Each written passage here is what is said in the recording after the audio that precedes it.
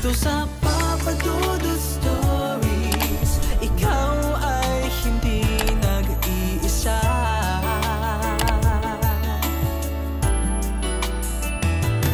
Dito sa Papa Dudut Stories, may nagmamahal sa'yo. Papa Dudut Stories.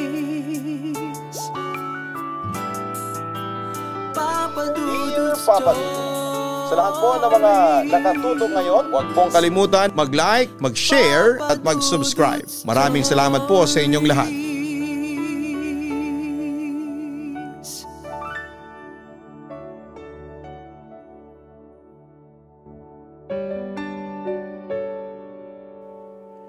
Magandang araw sa inyo, Papa Dudut, at sa mga aktibong tagapakinig ng inyong programa. Sumulat po ako sa inyo upang ibahagi ang aking naging karanasan sa buhay at masaya po ako na sa inyo ko po ipagkakatiwala ang aking kwento. Siya nga pala, itago nyo na lamang po ako sa pangalang Eldar. 36 years old na ako sa ngayon, Tubong Carmen, North Cotabato. Papa Dudut, 8 po kaming magkakapatid at pang-6 po ako sa amin. Masaya naman po ang aming pamilya, lalo na noong kumpleto pa kami. Pero noong February 14, 1999 ay bumulantang sa amin ang hindi inaasahang balita. Napatay daw po ang ama namin, binaril po siya ng mga di kilalang tao. Ngunit sa pagkakaalam namin ay matalik niyang mga kaibigan. Nung araw na yon ay gumuho ang mundo namin, Papa Dudut. Magkahalong galit at lungkot ang aking naramdaman ng mga panahong yon. Sa mura kong edad ay naitanim sa isipan ko ang puot at paghihigante. Napakasakit na nawala lang ng isang iglap ang ama namin. Nang ganon kaaga at nagkataon pang Valentine's Day pa, siya kinuha sa amin. Papa Dudut, lumipas sa mga taon ay maayos at matagumpay naman kaming naitaguyod ng aming dakilang ina ng mag-isa. At kahit hikahos at kapos kami sa buhay, ay napalaki niya kami ng maayos at may takot sa Diyos. Napagtapos niya ang ilan sa mga kapatid ko ng pag-aaral mula elementarya at hanggang high school. Pagka-graduate ko po ng high school ay nagpasya po akong mag-apply bilang working student. Ngunit sa kasawiang palad ay hindi po ako pumasa. Kaya naman nahinto ako sa pag-aaral ng 1 taon. At sa halip na tumambay ay tinulungan ko na lamang po ang aking mga kapatid sa mga gawain sa bukid. Pero makalipas ang 1 taon ay nakapagpatuloy din ako ng pag-aaral at pansamantalang nakitira sa tita ko. Kaso isang araw, nagulat na lamang ako nang bisitahin ako ni Mama. "Ma, anong ginagawa niyo dito?" Gulat na tanong ko sa kanya. "Ang tagal mo na kasing hindi nagpaparamdam sa akin kaya dinalaw na kita. Baka kasi may nangyayari ng masama sa'yo." "Nga pala, pumunta ako kanina sa tita huling mo. Nagulat ako nang wala ka na ron. Sabi niya naglayas ka daw sa kanila at nakitira kina Death." "Teka, Eldar, bakit ka ba naglayas sa tita huling mo?" Usisa pa niya sa akin. Samantala'y napabuntong hininga muna ako bago sumagot. "Naglayas po ako sa kanila kasi hindi na po magandang pagtrato nila sa akin." "Anong hindi magandang pagtrato? Bakit? May ginawa ka bang hindi maganda sa kanila?" Usisa pa noon ni Mama sa akin. Agad ko namang dinepensahan ang aking sarili. "Wala po akong kasalanan sa kanila, Ma. Basta bigla na lang po silang naging ganon sa akin. Ewan ko po sa kanila." Napahinga na lamang ng malalim noon si Mama pagkarinig sa aking sinabi. "Buti na lang at naisipan mong kina-Death na lang tumuloy. Kahit papaano'y hindi ako nangangamba sa kaligtasan mo. Nga pala, kumusta naman ang pag-aaral mo?" "Mabuti naman po, Ma. Yun nga lang po mahirap. Kahit na scholar po ako hirap na hirap pa rin po ako sa pagdadilhensya ng panggastos ko sa pang-araw-araw. Tugon ko sa kanya. Ganun ba? Sayang naman. Kaya kasi ako sumaglit dito. Hihingi sana ako ng tulong sa iyo kung may maitutulong ka. Malungkot na wika ni mama sa akin habang sinasabi niya sa akin ang tunay niyang pakay sa pagbisita sa akin. Pasensya na po ma. Kung may pera lang sana po ako bibigyan ko po kayo. Kaso wala po. Naghahanap pa lang po kasi ako ng trabaho ngayon. Ang sama po hindi pa ako nilalapitan ng swerte. Palagi po akong bumabagsak sa mga job interviews ko. Kwento ko sa kanya. Ma, bakit hindi po kayo humingi ng tulong sa mga kapatid ko? Suhestyon ko naman. Wala pa ring trabaho ang mga kapatid mo. Pero katulad mo naghahanap din sila ng trabaho. Si Kiko katulong ko naman sa bukid. Kaso dahil nga sa matagal pa ang anihan natin wala kaming makain doon. Puro utang na nga ako sa mga kakilala at kamag-anak natin, sagot ni mama sa akin. Sige po ma, magdadilhensya ako ng pera ngayon para sa inyo. Susubukan kong umutang sa mga kaibigan ko ngayon. Ayaw ko naman na umuwi kayo ng probinsya na wala kayong dalang pera. Yun naman ang pangako ko noon sa aking ina. Salamat Eldar, pasensya ka na kung nagiging pabigat pa kami sa iyo. Nahihiyang sabi ni mama sa akin. Agad ko naman siyang inalo Papa Dudut. Ma, hindi po kayo nagiging pabigat sa akin at saka may obligasyon ako sa inyo.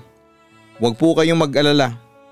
Ma, kapag nakatapos na po ako ng kolehiyo, hindi na tayo maghihirap, ang sabi ko pa sa kanya. Nakaramdam naman ng pag-asa si mama sa sinabi ko. Sana anak makatapos ka na sa pag-aaral mo para makaluwag-luwag na tayo. Kung sana buhay pa ang papa mo hindi tayo mahihirapan sa buhay. Papa Dudut, naging mahirap ang buhay sa akin habang nag-aaral ako. Sinikap ko rin na magkaroon ng trabaho para makatulong ako sa mga magulang ko. At hindi naman ako nabigo. Naging working student ako pero sadyang mahirap pagsabayin ang trabaho sa pag-aaral. Akala ko noon ay hindi ko kakayanin ang lahat ng yon. Naakala ko ay hanggang pangarap na lang ako. Pero hindi pala dahil nakapagtapos din ako sa kolehiyo. Halos wala akong paglagyan ng kasiyahan at gayon din ang aking pamilya sa nakamit kong tagumpay. Samantala Papa Dudut, makalipas ang 2 buwan ay nakahanap din ako ng trabaho pero hindi ako nakatatagal dahil sa hirap at kakarampot na sinasahod ko buwan-buwan. Nakapasok naman ako bilang attendant sa isang computer shop malapit sa amin. Nasa 200 pesos noon ang arawang sahod ko. Pero katulad ng aking inaasahan, naging mahirap ang buhay para sa akin. Kaya nga naisip ko noon na panahon na siguro para makipagsapalaran ako sa Maynila dahil gusto kong masecure ang buhay ng pamilya ko. Nga pala, kumusta naman yung trabaho mo dun sa computer shop? Tanong sa akin ni Death. Medyo ayos naman, tipid kong sagot. Nagsalita naman si mama nang marinig niya ang usapan namin ni Death. Pero Eldar, maliit lang yung sinasahod mo doon buwan-buwan. Nag-aalalang sabi niya sa akin. Marami na po akong napasukang trabaho dito sa lugar natin at pare-pareho lang po yung pasweldo nila. Kakarampot lang. Hindi sapat sa gastusin ko pa lang sa araw-araw. Kaya kahit na okay yung trato sa akin doon sa computer shop bala ko na rin pong umalis doon. Paglalahad ko. Saan mo ngayon balak mag-apply? Tanong sa akin ni mama. Balak ko sanang magbaka sakali sa Maynila. Yun ang naging sagot ko sa kanila. Nabakas ko naman ang pag-aalala sa mukha ni mama. Ha? Bakit doon pa? Balita ko po kasi mas malaki daw po ang pasahod sa Maynila kumpara dito sa atin. Sagot ko. Ang kaso, malayo yun Eldar. Malalayo ka pa sa amin. Yun ang worry ni mama noong panahong yon. At saka Eldar, marami kang makakaribal doon sa Maynila. Baka hindi ka rin makahanap kaagad ng trabaho at saka ibang pamumuhay doon.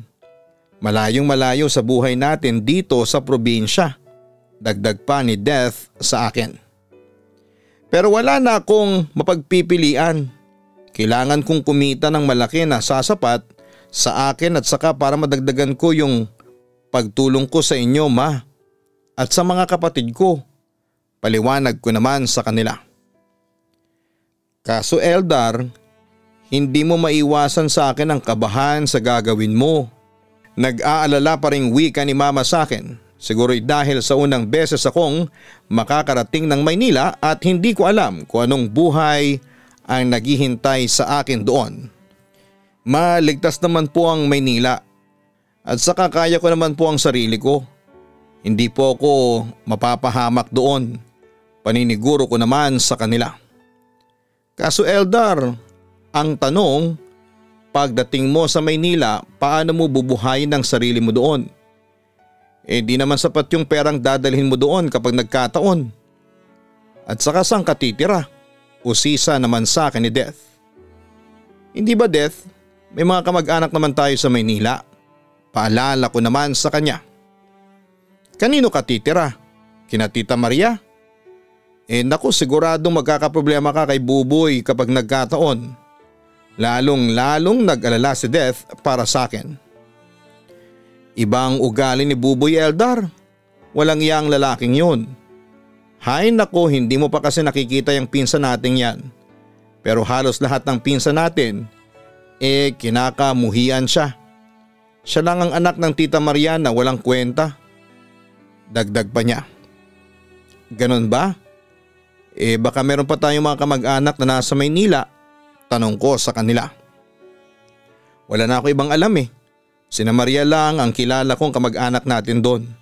Sagot naman ni Mama. Di sa kanila na lang po ako pansamantalang titira. Yun ang naging final kong desisyon. Papadudot kahit na tumutol pa noon ang pamilya at kamag-anak ko sa pagluwas ko papunta sa Maynila, ay hindi ko pa rin iniintindi yon. Buo na kasi ang desisyon ko noon. Buti na lang kamo ay may nag-offer sa akin na magtrabaho bilang kitchen assistant sa isang restaurant sa Parañaque City. Kung kaya tinuloy ko pa rin ang lumuwas kahit ayaw nila. Dahil para sa akin ay pagkakataon ko na rin yon. At sayang din naman kung palalampasin ko. Tumagal din po ako ng 5 buwan doon sa restaurant na pinagtrabahuhan ko. Hindi naman ganun kahirap ang naging trabaho ko, ngunit habang tumatagal ay napag-isip-isip ko na maghanap ulit ng ibang trabahong mapapasukan. Sapagkat kakarampot lang din ang sinasahod ko. Kahit nga pambili ng gamit sa sarili ko ay hindi ko mabilhan. Kasi priority ko po ang pamilya ko, lalo na sa ina kong masasakitin. Hindi nagtagal, pagkatapos kong mag-resign ay nakahanap din ako ng bagong trabaho. Samantala, Papadudot, dumating din sa puntong hindi kami nagkakasundo ng isa kong pinsang lalaki na si Kuya Buboy. Pinsang buo ko siya. Ngunit dito lang kami sa Maynila first time na nagkakilala. Kaya hindi naman namin kilala at kabisado ang ugali ng isa't isa. Isang araw umuwi ng lasing si Kuya Buboy at tulad ng nakagawian, ako na naman ang kanyang pinagbalingan ng galit niya. Nagkaroon kami ng mainitang argumento. Bakit kasi hindi ka pa umalis dito sa pamamahay namin? Alam mo, simula nang dumating ka dito, nagkanda loko-loko ng buhay namin dito. Wala kang dinulot na maganda sa amin. Marami na nga kaming problema pero nakidagdag ka pa. At imbes na makatulong ka sa amin, lalo ka lang naging pabigat. Imbes na ako lang ang pagtuunan ng pansin ni Mama, nahahati pa ng dahil sa'yo, sa inyo ni Ron. Galit na sabi ni Kuya Buboy sa akin. Dinamay na rin niya sa galit niya ang isa pa niyang pinsan na nakikitira din sa kanila, si Ron. Yun lang ba ang pinuputok ng butsi mo, ha? Teka kuya, ako pabigat? May trabaho naman ako Nakakatulong naman ako sa inyo. Paalala ko sa kanya. Paano ka nakakatulong samantalang ang liit-liit lang ng ibinibigay mo kay Mama? Tila ba pang mamaliit niya sa akin noon. At saka dahil sa'yo, Kaya nababaliwala na ako. Ako na sarili niyang anak parang wala na. Nakikihati pa kasi kayo sa atensyon niya. Reklamo pa niya. Kuya, hindi ko na problema yun. Ang mama mo ang nagpatira sa akin dito. Giit ko sa kanya. Ang kapal talaga ng mukha mo, Eldar. Parehong pareho kayo ni Ron. Mga mahihilig sumampid. Sigaw niya sa akin habang dinuduro ako. Kuya Buboy, please lang, tama na. Manahimik ka na. Lasing ka na. At saka nakakaistorbo ka na sa mga kapitbahay kaya please lang. Huwag ka nang mag-ingay pa dyan. Wika ko. Hinabahan ko pa noon ang aking pasensya dahil tama siya. Nakikisampid lamang ako kina Tita Maria.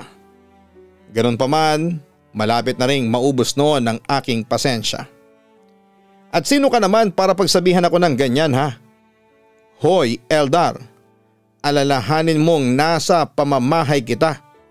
Talagang sinasagad ni Kuya Buboy ang pasensya ko. Buti na lamang at dumating na si Ron para pumagitna sa aming dalawa. Kuya Buboy, Eldar, ano ba nangyari ha? Bakit ba kayo nag-aaway? Nakakastorbo kayo sa mga kapitbahay at saka baka magising sa inyo si Tita Maria. Nag-aalalang wika ni Ron sa amin. Ngunit lalo lang nilakas ni Kuya Buboy ang kanyang boses. Alam nyo kayong dalawa? Mga salot kayo. Ang kakapal na mukha ninyong sumampid sa amin. Kayong dalawa dapat sa inyo lumayas na dito. Magsibalik na nga kayo sa mga probinsya ninyo at huwag nyo na kaming guluhin pa. Kung makapagsalita siya sa amin ay parang siya ang nagpapalamon sa amin, Papa Dudut. Hindi kami lalayas dito hanggat hindi sinasabi ni Tita Maria. At saka sino ka ba para magsalita ng ganyan ha? Hindi naman ikaw ang nagpapatira sa amin dito. At saka kanino bang pamamahay ito? Hindi ba't sa nanay mo to? Palaban kong sagot sa kanya. Oo, sa nanay ko nga to. Ako naman ang anak niya. Kaya may karapatan akong palayasin kayo dito. Sagot sa akin ni Kuya Buboy. Nagad ko namang kinontra. Oo anak ka nga. Pero buhay pa si Tita Maria. Kaya siya pa rin ang may-ari ng bahay na ito. Siya lang ang may karapatan na magpalaya sa amin. Ang sabi ko pa sa kanya. Na siyang ikinapikon ng matapobre kong pinsan. Mga hayop kayo na ibulalas pa niya sa amin. Tama na Eldar. Kuya Buboy, huwag na kayong mag-away pa. Eldar, lasing lang si Kuya Buboy kaya niya nasasabi yan. Ang sabi sa akin ni Ron. Wala akong pakialam kahit na lasing pa ang siraulong yan. Matagal na ako nagtitimpi dyan, sabi ko naman. Pero mas pinili na namin ang umiwas dahil gabi na at baka magising pa si Tita Maria. Papa Dudut, hindi natapos ang hidwaan sa pagitan namin ni Kuya Buboy. Nandyan palagi yung pagpaparinig niya kahit na hindi siya lasing. Hanggang sa isang araw ay tuluyan na kaming napalayas ni Ron sa bahay nang dahil sa pag-uudyok ni Kuya Buboy. Dahil doon ay hindi namin alam ni Ron kung ano ang gagawin. At hindi ko akalain na mangyayari yon sa akin. Papa Dudut, halos mawala na ako ng pag-asa noon. At panayang dasal ko sa Diyos na sana'y tulungan niya akong makapag-isip kung ano ang dapat gawin para makaalis kagad ako sa sitwasyong yon. Papa Dudut, hindi ko alam kung saan kami matutulog kasama ng isa ko pang pinsan na si Ron nang palayasin kami sa dati naming tinutuluyan. Buti na lang ay nakita kami ng kaibigan ni Ron na si Kuya Jess. At doon ay nakiusap ang pinsan kong doon muna kami matutulog sa kaibigan niya pansamantala. Nung una ay nahihiya ako dahil hindi ko pa lubos na nakilala ang taong yon. Pero nang makilala ko si Kuya Jess ay mabilis ko naman siyang nakabagayan ng loob kaya hindi rin ako natakot, Papa Dudut. Simula noon ay kay Kuya Jess na ako nakikitira pansamantala habang hindi pa kami nagkakaayos ng pinsang kong si Kuya Buboy. Kaso isang gabi, isang pangyayari ang hindi ko inaasahang naganap, Papa Dudut. Tulog na noon si Ron habang kami ni Kuya Jess ay nagiinuman lamang. Wala naman akong napapansing kakaiba sa mga kilos ng kaibigan namin. Palakwento lamang siya habang umiinom kami. Ngunit hindi ko namamalayan na napaparami na pala ang inom ko. Hanggang sa parang lumilipad na ang isipan ko. Hanggang sa maramdaman kong may humahawak na sa maselang bahagi ng katawan ko. Nakita kong si Kuya Jess yun, pero wala na akong lakas pa para magprotesta. Basta ang natatandaan ko lamang, dahan-dahan niyang hinubad ang pantalong ko at brief at nilaro-laro niya ang aking pagkalalaki. Hanggang sa tuluyan na akong nawala ng malay nang dahil sa kalasingan. Kinaumagahan nagulantang na lamang ako dahil nakita ko ang aking sarili na hubot-tubad at sa tabi ko ay nakahubad din si Kuya Jess. May nangyari sa amin na hindi ko inaasahan. Bakit mo ginawa sa akin to? Bakit mo naman ako pinagsamantalahan ang kahinaan ko? At saka bakit hindi mo sinabi sa akin na bakla ka? May paninising tanong ko sa kanya. Kung sasabihin ko ba sa iyo agad na bakla ako sa palagay mo ba ay lalapit ka sa akin? Hindi no, sagot niya sa akin. Pero nang panahong yon ay hindi pa rin ako makapaniwala na nagawa niyang halayin ako. Kuya Jess, bakit mo ba ginawa to sa akin? Gusto kong malaman sa kanya kung bakit niya ako ginawa ng kahalayan. Sorry Eldar, maunawaan ko kung magagalit ka sa akin o kung saktan mo man ako. Pero kasi nagawa ko lang yun. Kasi nahihiya pang aminin ni Kuya Jess sa akin ng totoo.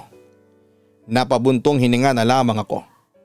Ang hindi ko lang maintindihan noon ay hindi ako nagwala o naggalit sa kanya. Kahit pa napagtanto kong pinagsamantalahan niya ako. May gusto ka ba sa akin? Kung sa bagay, hindi mo gagawin yun sa akin kung hindi mo ako gusto. Sabi ko sa kanya. Oo, tama ka. At matagal ko nang tinatago yon. Ngayon ko lang nailabas pag-amin niya sa akin. Sa puntong yon ay kinumpronta ko na siya. Kung mo ba malaki ang utang na loob ko sa iyo may karapatan ka nang magpakasasa sa katawan ko? Kuya Jess, nagtiwala ako sa iyo. Itinuring kitang kaibigan tapos gagawin mo sa akin to. Sorry na Eldar, sorry talaga. Ngayon kung magagalit ka sa akin at kung hindi mo ako mapatawad, maunawaan ko. Malungkot na wika ni Kuya Jess sa akin. Samantala ay napabuntong hininga na lamang ako at kalmadong nagsalita pagkatapos. Huwag kang mag-alala. Hindi ako galit sa ginawa mo. Papadudot pagkatapos noon ay pumayag akong makipagrelasyon sa kanya. Nang una ay nagdadalawang isip ako. Pero dahil nga sa wala akong ibang mapupuntahan ay pumayag na lamang ako sa gusto niyang mag-live-in kami.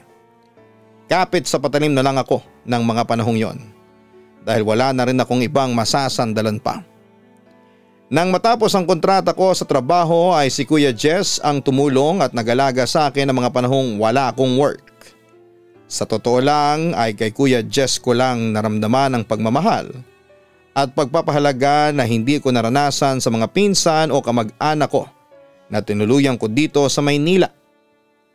Papadudot, akala ko ay magiging maayos na ang lahat. Pero hindi pa pala dahil isang araw ay bigla na lamang nagbago si Kuya Jess. At nalaman kong unti-unti na siyang nawawala ng amor sa akin dahil noong mga panahong yon ay wala pa rin akong trabaho at umaasa lamang ako sa kanya. Puro sakit na lang ng ulo ang ibinibigay mo sa akin. At imbis na makatulong ka sa akin, heto, pumapasang ka pa rin sa akin hanggang ngayon. Natatandaan kong reklamo ni Kuya Jess sa akin. Yun lang bang kinakagalit mo sa akin? Huwag kang mag-alala Kuya Jess. Makakahanap din ako ng trabaho. Kasi ayaw kong maging pabigat sa'yo. Sarkastikong sabi sa kanya. Yun naman pala, ayaw mong maging pabigat sa akin pero bakit hanggang ngayon wala ka pa ring trabaho. Tingnan mo ilang buwan na ang lumilipas simula nang maendo ka. Sa huli mong trabaho at hanggang ngayon umaasa ka pa rin sa akin. Balik niya sa akin papadudot. Nagulat naman ako sa naging response niya sa akin. Akala ko ba maintindihan mo ako Kuya Jess? Nakita mo naman naghahanap ako ng trabaho hindi ba? Kaso anong magagawa ko? Kahit na anong gawin ko kung hindi ako sinuswerte sa paghahanap. Kuya Jess, akala ko ba Handa mo akong tulungan sa oras na kailangan ko ng tulong? Tanong ko sa kanya. May problema din kasi ako, Eldar.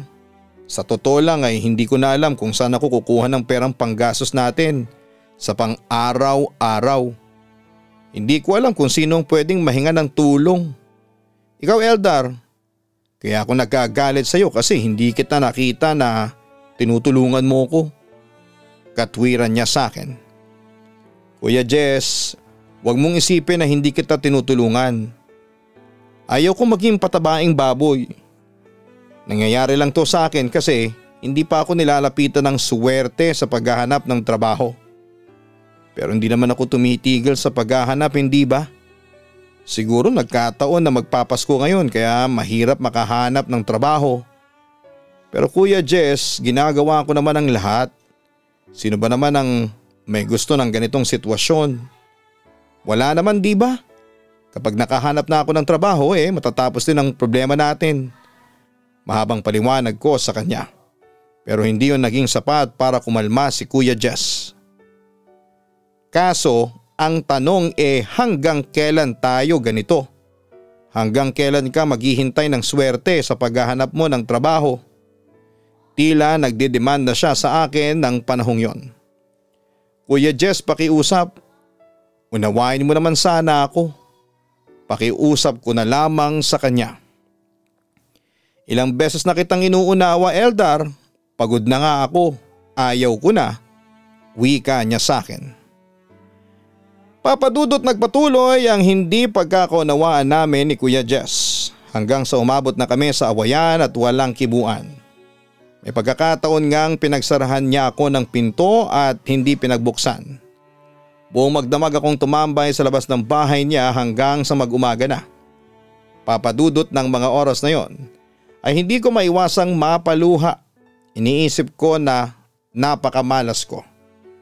Ang akala ko kasi ay magiging okay ako sa piling ni Kuya Jess. Subalit nagkamali pala ako.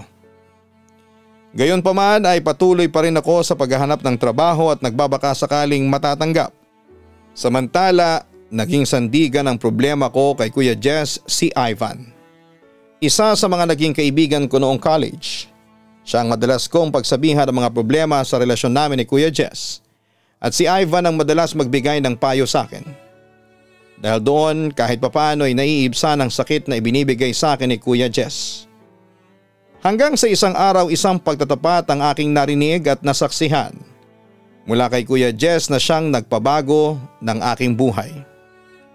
Mahal mo pa ba ako? Natatandaan kong tanong ko sa kanya noong araw na yon. Lumilipas din kasi ang lahat, Eldar. May mga desisyon kasi tayong akala natin tama na pero sa paglipas ng panahon marirealize natin na mali pala. Yung pagsasama natin, isa palang malaking pagkakamali yun. Makahulugang sagot niya sa akin. Agad ko namang naintindihan ang sinabing yon ni Kuya Jess. Pagkakamali? Pagkakamali ba na minahal mo ko? Kuya Jess, ang sakit naman niyang sinasabi mo. Hindi ko maiwasang maiyak noon dahil sa sobrang sakit. Yun ang totoo, Eldar. Minahal naman kita kaso ang problema kahit na anong gawin natin hindi mag-work ang relasyon natin. Pahayag pa niya sa akin. Siguro nga'y nagbigay ako ng hirap at sama ng loob sa iyo pero Kuya Jess, hindi sapat yun na dahilan para sabihin mong isang malaking pagkakamali ang pagdating ko sa buhay mo. Kuya Jess, sinisikap ko naman na maging mabuti sa iyo. Ginawa ko naman ang lahat para makatulong sa inyo. At saka hindi kita minahal ng dahil lang sa kailangan ko ng masasandalan. Minahal kita dahil yun talaga ang nararamdaman ng puso ko. Yon ang mga salitang binitawan ko sa kanya na tagos sa aking puso. Alam ko naman yon, Eldar. At nagpapasalamat ako dun. Kaso ako na mismo ang may problema. Iba nang nararamdaman ko sa ngayon. Lumipas na ang lahat ng nararamdaman ko sa iyo. Pagtatapat niya sa akin. Kung ganun dito pala matatapos ang lahat ng pinagsamahan natin. Nalulungkot kong sabi kay Kuya Jess pero wala na akong magagawa kung final na ang kanyang desisyon. Papadudot nagdesisyon na lamang akong umalis na lamang sa piling ni Kuya Jess. Na-realize ko na kailangan ko na rin sigurong lumayo muna at matutong tumayo sa sarili kong mga paa. Pansamantala ako nakitira sa kaibigan kong si Ivan hanggat naghahanap ako ng trabaho. Pero sadyang hindi yata ako suwerte. Dahil dito ay sinisikap ko na lamang na humanap ng paraan para makatulong kay Ivan para hindi naman ako maging pabigat sa kanya, Papa Dudut. Sa ngayon ay patuloy pa rin po ako sa pag-a-apply ng trabahong mapapasukan. Nagabati na rin kami ni Kuya Buboy pero wala na akong komunikasyon kay Kuya Jess. Ganon talaga ang buhay, kailangan ko nang tanggapin ang lahat at mag-move on. Sana po sa mga nakikinig ngayon ay huwag niyo po sana akong agad na husgahan. Alam ko po na may mga mapupulot kayong aral sa naging kwento ko. At sana'y payo ko sa kabataang nakikinig ngayon na huwag nila akong gagayahin na sa kagustuhan kong makatulong sa pamilya ay ako pa ngayon ang nagbibigay sa kanila ng problema. Ganun pa man ay nagpapasalamat pa rin ako na sa kabila ng lahat ay nandito pa rin ako at nananatiling matatag at may pananalig sa Diyos. Papa Dudut, hanggang dito na lamang siguro at tatapusin ko na ang sulat ko at sana ay mapili niyo po akong may feature at may upload sa Papa Dudut Stories ang kwento ko. Maraming salamat po muli. God bless sa inyong lahat and more power sa inyong stasyon. Lubos na gumagalang, Eldar. Maraming salamat sa pagbabahagi mo ng iyong kwento sa Papa Dudut YouTube channel, sa Papa Dudut Stories, Eldar. Alam mo, sa buhay talaga hindi natin maiiwasan na dumating ang mga pagsubok tapos ay inaakala nating wala ng katapusan. Na ipinanganak kang malas. Pero mali yun. Wala pong pinanganak na malas dahil lahat ng problema ay may solusyon. Lahat ng mga pagsubok ay may katapusan. At tulad ng sinasabi sa atin palagi ay hindi ibibigay ng Diyos sa atin ang mga pagsubok na yan sa buhay kung hindi natin kayang lampasan. Walang malas o swerte. Nasa pagsisikap yan ng tao. Kaya tayo binigyan ng utak ng Diyos ay para mag-isip at makapagdesisyon ng tama sa ating buhay. May utak tayo para makapag-come up tayo ng mga ideas kung paano natin paunlarin ang ating mga buhay. Kaya huwag tayong mawawala ng pag-asa. At ikaw naman, Eldar, naniniwala kami na isang araw ay makakaisip ka rin ng paraan para paunlarin ang iyong buhay. Maraming struggle sa ngayon, pero darating din ang panahon na mahanap mo rin ang tama at swak na trabaho para sa iyo. Basta magtiwala ka lamang sa iyong sarili at sa Panginoon. Sa lahat ng mga online listeners natin, suportahan nyo din po ang Kaistorya Horror YouTube channel. Ang link po ng channel na yan ay makikita sa homepage ng channel na ito. Para po yan sa mga pang-araw-araw naming upload ng mga nakakatakot na kwento, tutukan mag-subscribe na sa Kaistorya Horror. Same with Gianna Vlogs. Yan po ang aming weekly family vlogs. Sana po ay makapag-subscribe din po kayo. Maraming salamat po sa inyong lahat.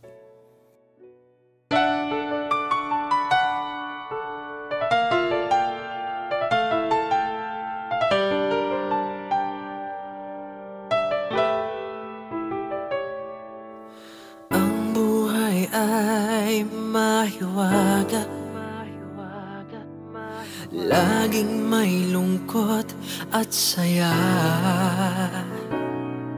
sa Papa Dudut Stories. Laging may karamay ka.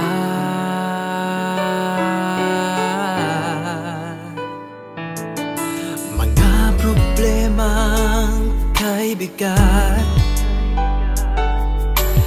dito ay pakikinggan ka.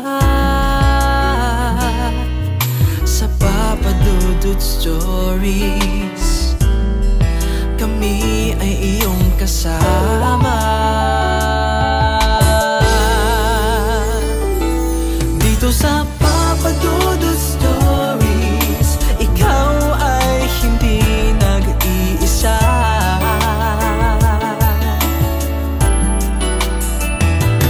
Dito sa Papa Dudut Stories, may nagmamahal sa'yo.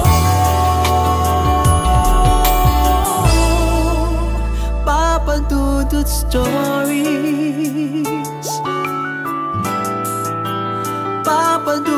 Stories,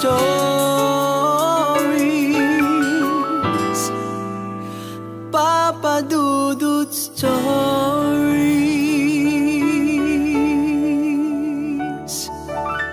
Hello mga ka-online, ako po ang inyong si Papa Dudut. Huwag kalimutan na mag-like, mag-share at mag-subscribe. Pindutin ang notification bell para mas maraming video ang mapanood ninyo. Maraming salamat po sa inyong walang sawang pagtitiwala.